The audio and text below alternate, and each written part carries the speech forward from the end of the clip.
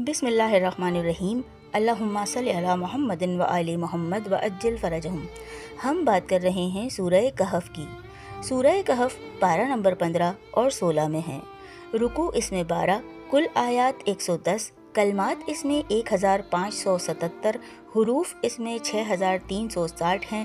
آیت نمبر 84 اور 85 یعنی 84 اور 85 کا ترجمہ یہ ہے کہ بے شک ہم نے اسے زمین میں اقتدار عطا کیا اور ہم نے ہر شے کے مطلوبہ وسائل بھی اسے فراہم کیے، تو اس نے سفر کا ایک سامان کیا۔ سامعین گرامی، یہ سورہ کہف کا آخری سبق ہے۔ اس سبق کا بڑا حصہ ذوالقرنین کے قصے کے بارے میں ہے۔ اس میں ذوالقرنین کے 3 سفروں کے بارے میں بتایا گیا ہے: سفر مشرق، سفر مغرب اور سفر وسط۔ نیز اس میں یاجوج اور ماجوج کے مقابلے میں ان کی جانب سے دیوار کھڑی کرنے کا خصوصی ذکر ہے۔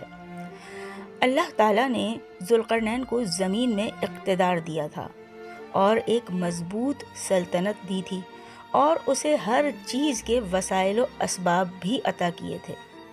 اس وجہ سے وہ علاقوں کے علاقے فتح کرتا چلا گیا۔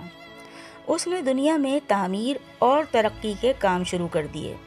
یہ شخص قوت اور ساز و سامان کے اعتبار سے اس وقت کے تمام وسائل پر دسترس رکھتا تھا، چنانچہ اس نے اپنی قوت اور وسائل کو سب سے پہلے مغرب کی طرف متوجہ کیا۔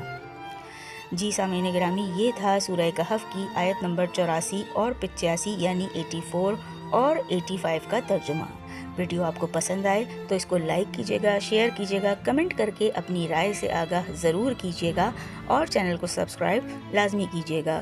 بہت جلد آپ سے پھر ملاقات ہوگی انشاءاللہ سورہ کہف کی مزید دوسری آیات کے ترجمے کے ساتھ۔ جب تک کے لیے اللہ نگہبان۔